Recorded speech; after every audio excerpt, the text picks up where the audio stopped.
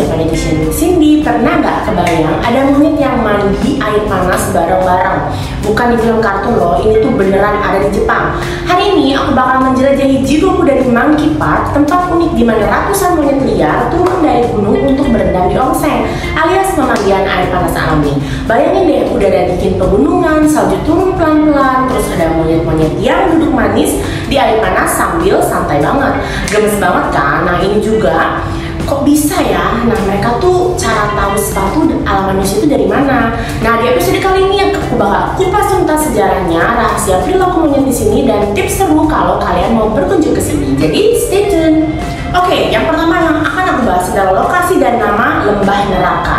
Jikokudani Monkey Park terletak di prefektur Nagano, tepatnya di daerah Yamamauchi dalam kawasan pegunungan Joshinetsu. Nama Jikokudani sendiri itu berarti lembah neraka. Wah, kok serem banget ya. Tenang, ini tuh bukan karena ada setan atau cerita horor. Nama itu muncul karena lembahnya penuh asap uap panas dan sumber air panas alami yang keluar dari celah-celah batu, terutama pada saat musim dingin. Dulu, penduduk lokal menganggap pemandangan uap yang mengepul di tengah salju seperti neraka di bumi. Tapi sekarang neraka itu jadi surga buat monyet-monyet Jepang yang pintar cari kehangatan. Oke, selanjutnya aku bakal bahas tentang sejarah taman monyet ini. Jadi awalnya monyet-monyet Jepang disebut juga sebagai Japanese Macaque atau Snow Monkey, hidup di hutan pegunungan di sekitar Jikokudani. Nah, di tahun 1950-an, pembangunan resort ski dan onsen untuk manusia mulai mengganggu habitat mereka. Banyak monyet turun ke desa mencari makanan, bahkan mencuri hasil pertanian warga. Seorang pecinta alam bernama Sogohara kemudian punya ide nih, daripada mengusir, kenapa nggak kita buatin area khusus agar monyet bisa hidup aman. Akhirnya pada tahun 1964, Jikokudani Yae Koen alias Jikokudani Monkey Park resmi dibuka. Taman ini bukan kebun binatang, monyetnya tetap liar, hanya saja mereka terbiasa dengan kehadiran manusia dan suka mampir ke kolam air panas yang memang sudah ada secara alami. Oke, selanjutnya adalah fenomena monyet spa. Pertanyaan paling populer yang aku sering dengar adalah kenapa sih monyet-monyet ini bisa kepikiran berendam di air panas? Ceritanya tuh dimulai dari seekor monyet betina yang suatu hari iseng masuk ke onsen milik manusia. Ternyata tuh enak ya dan hangat. Monyet lain pun ikut meniru dan akhirnya jadi kebiasaan turun-temurun. Sekarang, terutama di musim dingin, sekitar 100-150 monyet turun ke lembah setiap hari hanya untuk berendam, menghangatkan badan, dan ya bersantai. Lucunya mereka benar-benar menikmati spa ini seperti manusia, tenang, matanya merem, kadang sambil mengelus-ngelus bulu, saat beberapa bahkan terlihat meditasi dalam keheningan salju. Oke, selanjutnya adalah keunikan Snow Monkey. Japanese Macaque ini adalah primata paling utara dunia, artinya mereka hidup di iklim dingin yang paling ekstrim. Musim dingin di Nagano bisa turun hingga minus 10 derajat dengan salju tebal. Tanpa bulu tebal dan trik pintar, mereka tuh mungkin gak akan bertahan. Selain berendam di onsen, monyet-monyet ini juga punya sistem sosial yang kompleks. Ada yang hierarki ketat. Monyet betina dan anak-anak biasanya berendam lebih lama, sedangkan jantan dominan kadang mengawasi dari tepi kolam. Para peneliti bahkan menemukan bahwa monyet betina yang sering berendam punya tingkat stres yang lebih rendah dan kesehatan yang lebih baik. Jadi spa ini bukan cuma gaya-gayaan, tapi benar-benar bermanfaat bagi mereka. Selanjutnya adalah pengalaman berkunjung. Buat kalian yang mau lihat langsung, siap-siap sedikit berpetualang ya. Jadi dari gerbang masuk, kalian tuh harus trekking sekitar 1,6 km lewat hutan bersalju. Jalurnya indah, apalagi kalau pohon-pohon tertutup es putih. Begitu sampai, kalian tuh akan melihat kolam air panas yang alami. Yang jadi pusat perhatian adalah monyet-monyet berkeliaran bebas. Kadang main salju, kadang merebutan tempat paling hangat di kolam. Yang seru, pengunjung tuh bisa berdiri cukup dekat untuk memotret, tapi jangan sentuh atau kasih makan ya. Ingat, mereka tetap hewan liar meskipun wajahnya super fotogenik. Oke, selanjutnya adalah musim terbaik dan tips. Waktu paling populer tentu saja musim dingin, dari Desember hingga Maret. Inilah saat kalian tuh bisa melihat pemandangan paling ikonik, yaitu monyet-monyet berendam dengan latar salju putih.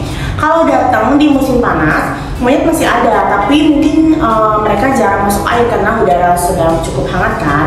Nah, terus tips penting buat kalian yang mau kesini, pakai sepatunya itu anti slip karena jalur trekkingnya ini bisa licin. Seperti yang aku bilang, kalau kesini kita akan trekking dulu sebelum melihat mereka. Siapkan kamera tahan dingin atau plastik pelindung. datang pagi biar dapat spot-spot foto bagus dan nggak terlalu ramai.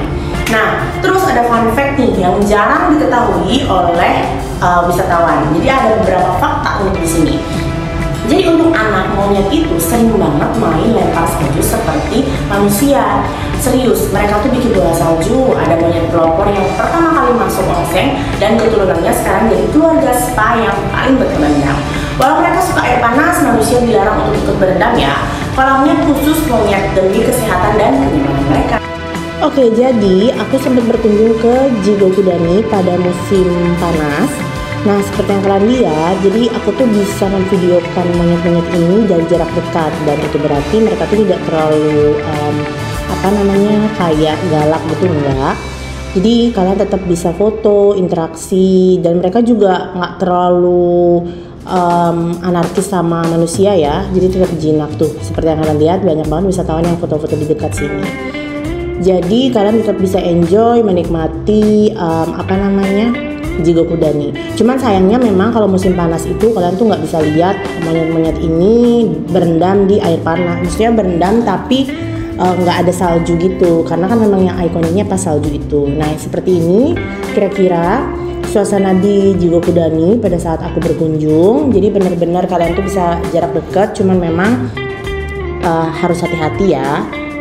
Nah ini, jadi nanti kalian masuk kan, beli tiket. Nah keluar juga kalian dari sini, tapi jangan jalur yang berbeda. Nah nanti pas kalian pulang, kalian tuh akan masuk ke ruangan ini. Ruangan ini tuh, jadi selain kalian bisa ngambil air ini, seperti yang kalian lihat, air ini tuh free ya. Jadi selain itu juga kalian bisa melihat-lihat atau ngadem di dalam sini, karena pas aku musim panas nih di sini. Nah di sini juga dijelasin tentang sejarahnya Jigokudani. Jadi kalau kalian pengen tahu lebih detail itu bisa nih, kalian bisa lihat foto-foto mereka pas lagi musim salju. Tuh dijelasin juga. Terus kalau kalian pengen beli postcard atau misalnya pengen beli souvenir, itu bisa banget di sini. Tuh ada gelas, ada gantungan kunci, itu beragam banget.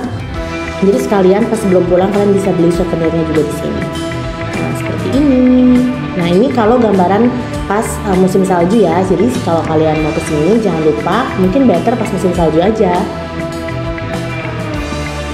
Oke, itu dia cerita tentang Jigokudani Monkey Park, tempat di mana alam, hewan, dan sedikit kecerdikan berpadu jadi pengalaman yang tak terlupakan. Di sini kita belajar bahwa bahkan hewan liar pun bisa menemukan cara kreatif untuk bertahan hidup sekaligus bersantai. Kalau kalian ke Jepang, terutama pada saat musim dingin, sempatin kalian ke Nagano dan saksikan sendiri para snow monkey menikmati spa alami mereka. Dijamin itu pengalaman yang bakal bikin kalian tuh senyum setiap kalian melihat itu. Terima kasih udah nemenin perjalanan aku. Jadi kalau kalian punya pengalaman, pernah melihat snow monkey, terus kalian pernah kesana, ceritain dong pengalaman kalian di kolom komentar. Jangan lupa like, comment, and subscribe, dan jangan lupa klik tombol lonceng untuk dapat informasi terupdate dari aku. Bye bye.